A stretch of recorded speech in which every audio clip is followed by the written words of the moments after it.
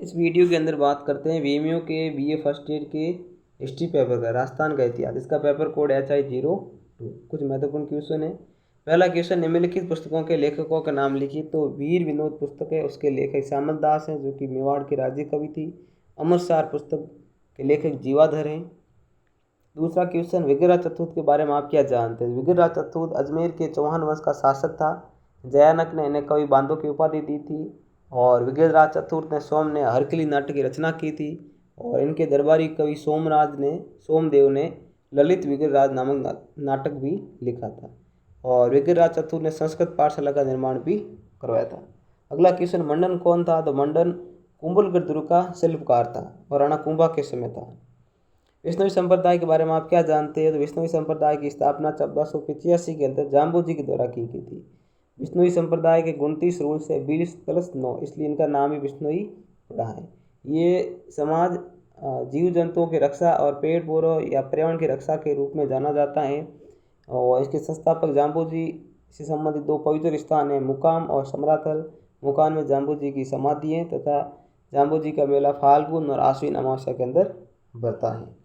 अगला क्वेश्चन, राजस्थान में 1857 के विप्लव के केंद्र लिखिए। तो 1857 की सर्वप्रथम क्रांति नसीराबाद में 28 मई 1857 को हुई थी और नसीराबाद के अलावा नीमच, आहुआ, कोटा, हरिनपुर और टोंक भी क्रांति के केंद्र थे। कोटा के अंदर जयदयाल और मेहराब खान ने विद्रोह किया था, जहाँ कोटा के पॉलिटिकल एजेंट मेजर बटन, उनके बच्चे और डॉक्टर शेल्टर काटम मारा गया था। टोंक के अंदर मीर आलम खान ने विद्रोह कर दिया था। ये सब 1857 क्रांति के केंद्र थे। विजय सिंह पथिक कौन था? विजय सिंह पथिक, जिसका असली नाम भूप सिंह था, विजय सिंह पथिक बिजुलिया किसान आंदोलन का नेतृत्व कर रहा था।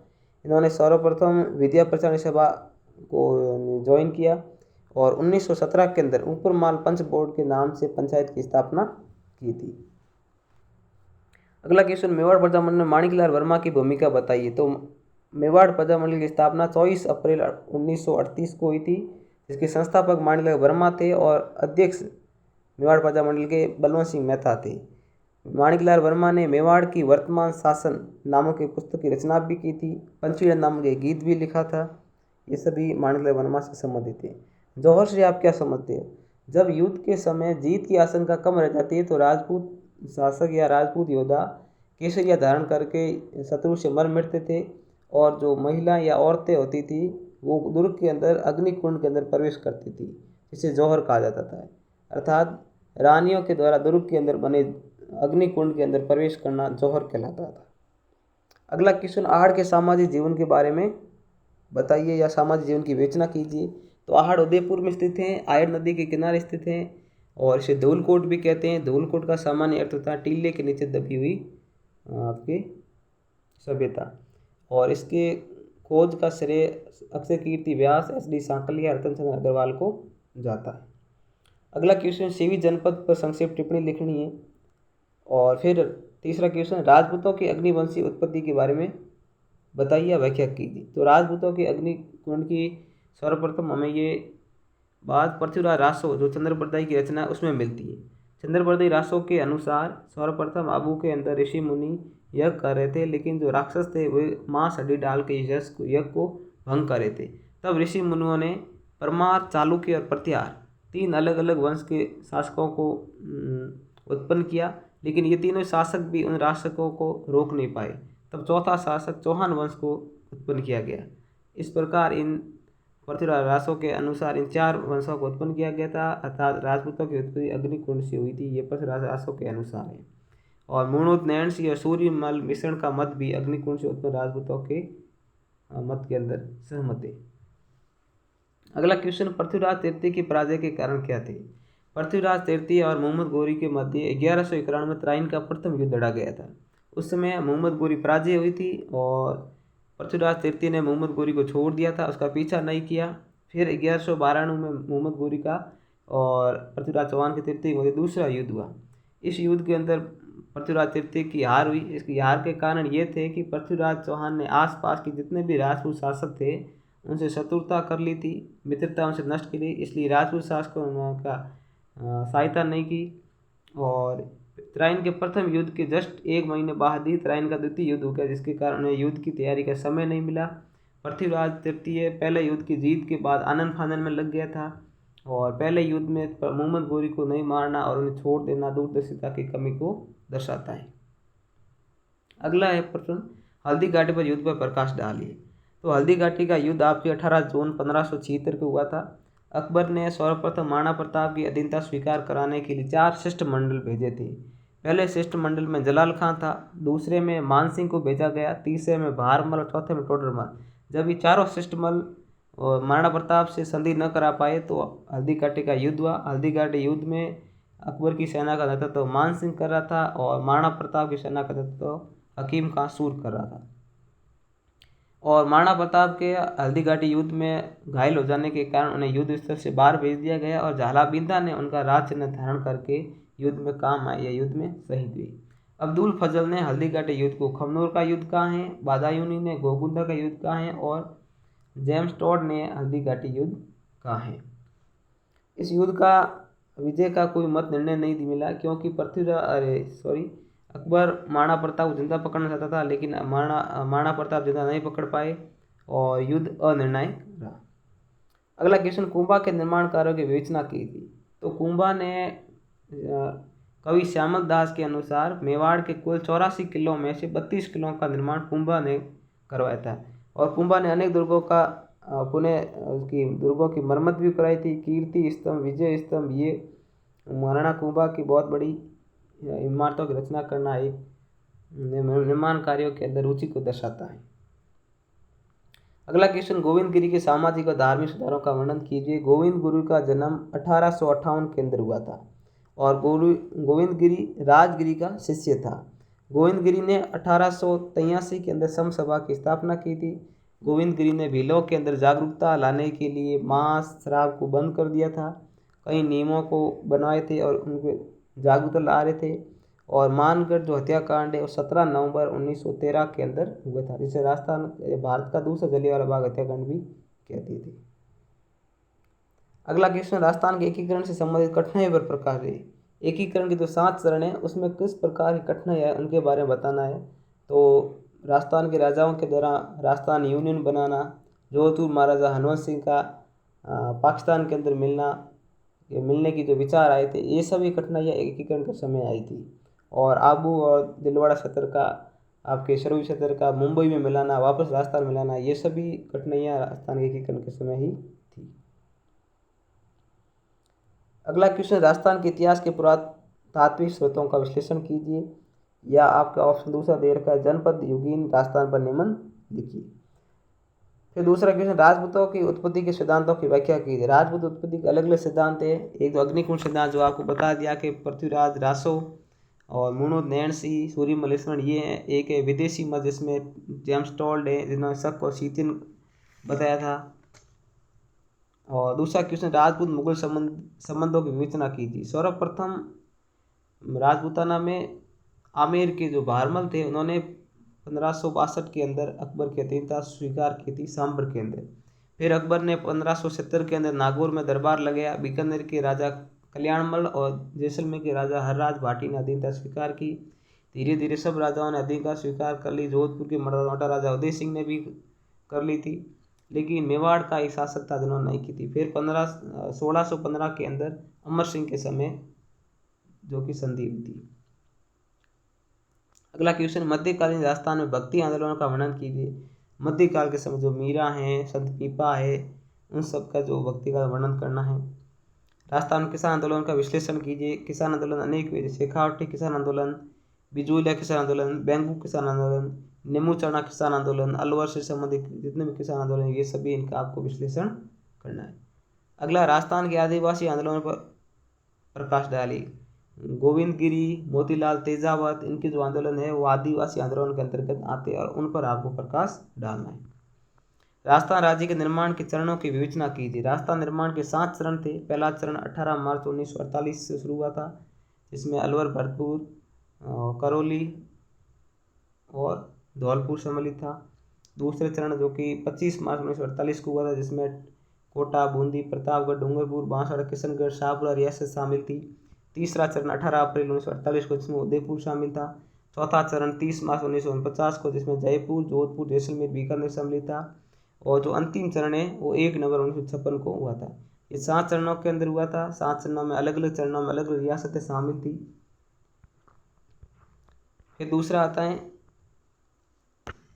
राजस्थान के 4 इतिहासकारों के नाम बताइए। कोई भी आपको 4 इतिहासकारों के नाम बताना है, जैसे गौरी शंकर ओझा, D.R. भंडारकर, गोपीनाथ शर्मा और दशरथ शर्मा। ये 4 राजस्थान के मुख्य इतिहासकार थे।